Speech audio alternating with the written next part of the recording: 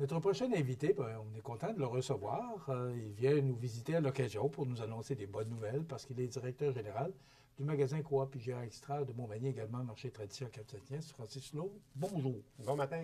Comment allez-vous? Super bien, merci. En Plein forme? de belles nouvelles à vous annoncer encore aujourd'hui. Bon, ben, c'est toujours un plaisir de vous recevoir parce que lorsque vous nous appelez et nous dites ben, j'aimerais ça aller vous voir, j'ai des bonnes nouvelles à vous annoncer, ben, c'est toujours un plaisir parce que des bonnes nouvelles, on en a besoin.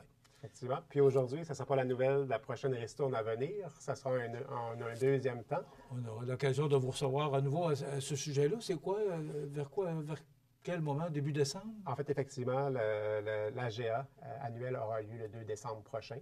Et naturellement, c'est à ce moment-là que l'Assemblée générale va voter la prochaine ristourne qui va être proposée par le conseil d'administration. Bon, on sait que vous avez terminé votre année, c'est toujours les premiers jours d'octobre. Effectivement. Vous n'êtes pas venu me parler de ça, mais on va vous poser la question. Quelle sorte d'année que vous avez vécu avec les deux commerces? Bien, en fait, l'année en général est comparable à l'année précédente. C'est sûr que le contexte économique a été un petit peu plus doux avec nous, malgré le fait qu'en début d'année 2024-2025, c'était encore un peu tordu. Donc, on va être capable, cette année, encore une fois, de présenter une ristourne à nos membres qui ne sera peut-être pas aussi élevée que les années précédentes, mais qui est encore très, très raisonnable dans le contexte économique où on vit actuellement.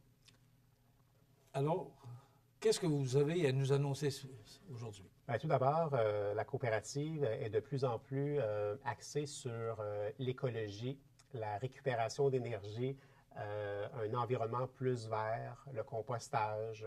On a aussi à travers ça les programmes de récupération de chaleur. On a des programmes qui sont très, très importants pour nous.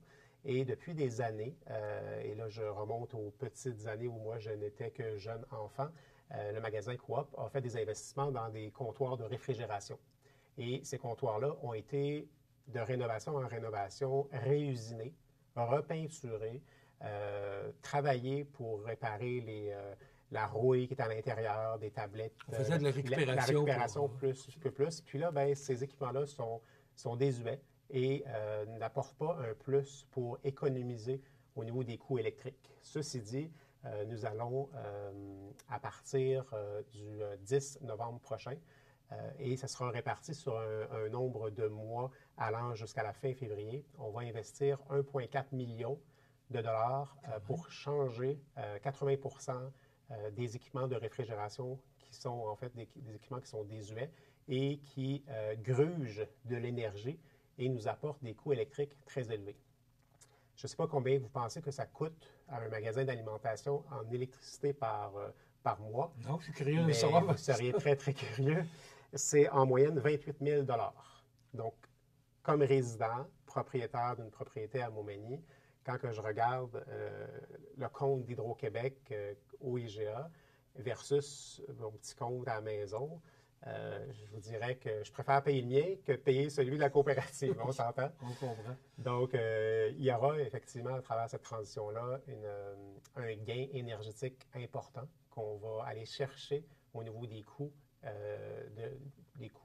d'énergie, d'électricité, pour nous permettre éventuellement d'apporter encore plus d'eau au moulin, plus d'argent dans le bas de la ligne.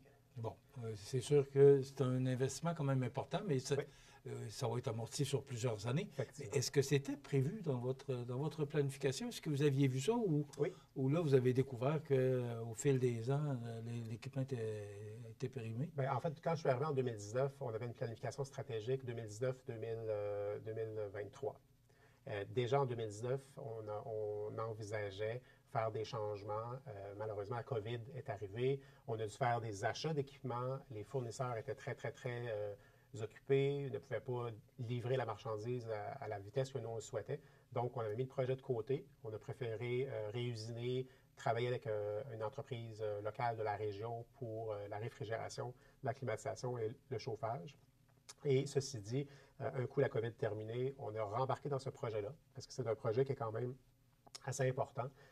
On doit faire affaire avec une usine québécoise. Donc, 100 des matériaux qu'on va utiliser sont fabriqués à Lacolle et ils vont être déplacés par un transporteur, Transport Gulmire, de la région, électriciens, plombiers et frigoristes qui sont des partenaires de la région. Donc, 100% des produits qu'on va rentrer en magasin à partir du lundi 10 novembre vont tous être des produits québécois, retirés, réinstallés par des Québécois et des entreprises qui vont collaborer avec nous en ce sens-là. Francis, c'est important pour vous d'encourager le local. C'est vraiment, vraiment important. Puis, en fait, on peut le voir à l'intérieur du magasin Coop. On a créé une zone face aux caisses où on a 100 pieds linéaires de produits locaux qui incluent des fournisseurs de la région, des fournisseurs du Québec. Et quand on parle d'achat local, d'achat canadien ou québécois, c'est pas juste dans la marchandise, dans les denrées, c'est aussi dans les services qu'on utilise auprès de tous les partenaires, que ce soit au niveau des caméras. On engage une firme de la région pour porter notre programme de caméra. Quand on parle, par exemple, d'informatique, on engage des gens de la région, du secteur, de notre environnement. Et pour nous, c'est vraiment, vraiment super important. Si on revient à votre projet pour les réfrigérateurs que vous allez échanger, c'est presque 4 millions, 80 %. C'est effectivement...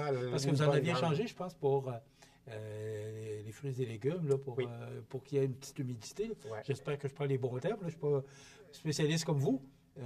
Donc, vous aviez déjà changé des Déjà, on avait commencé quand je suis arrivé. Et là, COVID est arrivé, donc on a mis un stop sur le restant des changements. Mais effectivement, c'est pratiquement tout le magasin qui va changer, sauf quelques exceptions près, qui seront faites possiblement dans un deuxième temps, de sorte à ce qu'on puisse aussi s'assurer d'avoir un bon équilibre entre revenus et dépenses bâtiments. Ces équipements-là sont amortissables sur de très longues années, donc c'est du 15 à 20 ans au niveau des équipements de réfrigération. On souhaite que ça dure aussi longtemps que ce que les autres ont duré dans le temps à l'époque. Mais tout ça va se faire en phase. C'était ma prochaine question, savoir, là, c'est le 10 novembre. Ouais. On approche du temps des fêtes. Sans inquiétude. On ne se rendra pas en travaux pendant le temps des fêtes pour faciliter le magasinage de nos membres et de nos clients. Les travaux vont débuter le 10, 11, 12 et 13 novembre. Donc, ça va toujours être réparti sur les 3 plus petites journées de la semaine. Et la finalité va se faire le jeudi à ce moment-ci. Et semaine après semaine, vous allez savoir sur toutes les plateformes médiatiques quel sera le secteur qui va être impacté. Donc, on commence avec le comptoir de viande fraîche parce qu'on veut s'assurer qu'à Noël, nos gens puissent consommer leur viande fraîche à partir des nouveaux comptoirs réfrigérés qui seront en passant tous avec des portes fermées qui vont assurer une meilleure réfrigération, moins de variations de température, meilleure qualité de la viande aussi sur du long terme.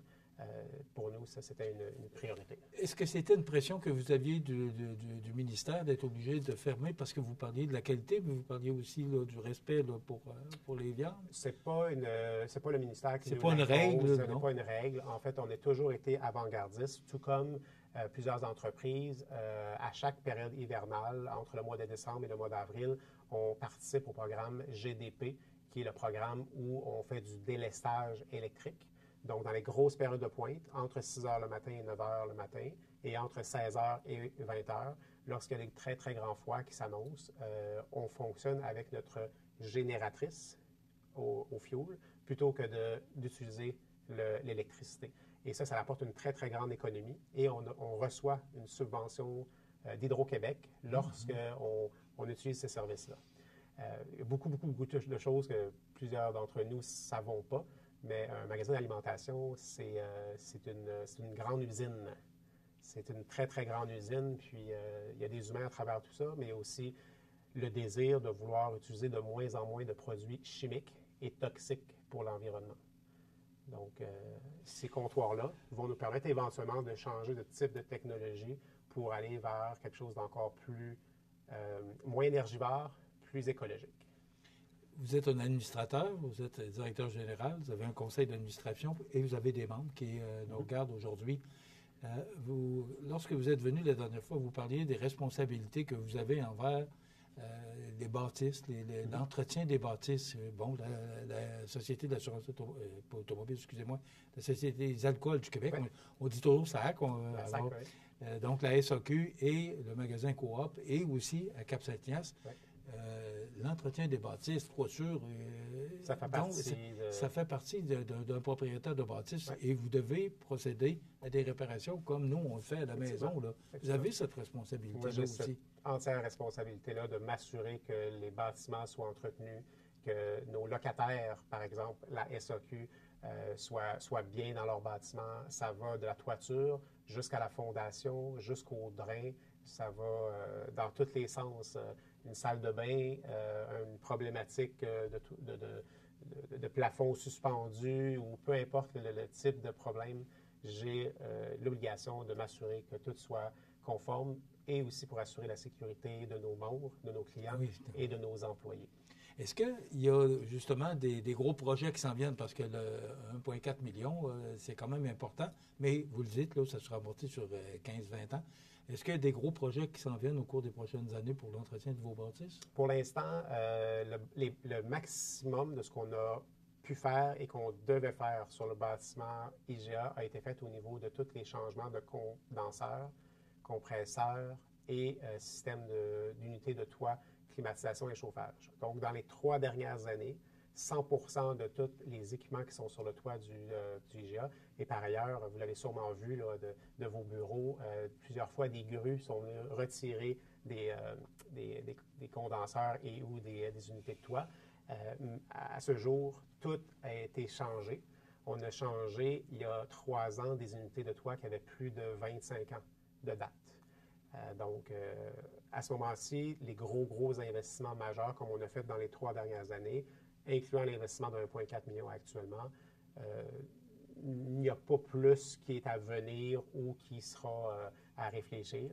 Là où on doit peut-être apporter un petit plus, c'est au niveau de notre magasin Tradition à Cap-Saint-Ignace, où à la base, ce qu'on souhaitait, c'était de rénover tout le prêt-à-manger. Donc, toute la cuisine, d'apporter une hotte commerciale, une friteuse commerciale, un four combi, une cuisinière électrique commerciale, des équipements commerciaux. À ce jour, on n'a pas encore pu faire ça parce qu'on a priorisé la sécurité alimentaire, la réfrigération, la climatisation, le confort de nos membres et de nos employés, bâtir une salle de production de boulangerie dans le sous-sol, bâtir une salle des employés aussi au sous-sol. On a fait des travaux qui étaient nécessaires. Donc, aux traditions, peut-être des investissements à venir. Naturellement, avec la nouveauté de la SAQ, les résultats de vente sont exceptionnels à la hauteur de ce qu'on cherchait. Puis, je pense que ça va aller encore de plus en plus. Cette association-là qu'on a faite avec la SAQ Agence apporte un nombre de consommateurs plus grand dans le magasin. Donc, les consommateurs, en prenant la bouteille de vin, vont prendre un morceau de viande, vont prendre du fromage, vont prendre du pain. Donc, les ventes comparables année pour année, sans, par exemple, compter les ventes de la SAQ, sont à la hausse. Donc, on peut croire que ça apporte un achalandage additionnel. C'était beaucoup. Le temps passe vite, mais je me permets de vous poser la question justement sur Cap-Saint-Ignace. Il y a eu des rumeurs. Vous avez fait un bon achat, puis je pense que vous êtes content de l'achat que vous avez fait. Oui, effectivement. C'était dans le principe de l'intercoopération.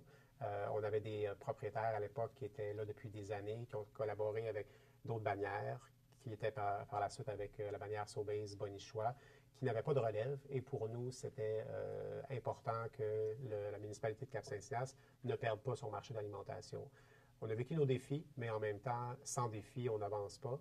Donc, c'est en travaillant avec ces défis-là qu'on se rend compte aujourd'hui en positionnant les gens aux bonnes places, on est capable de réussir.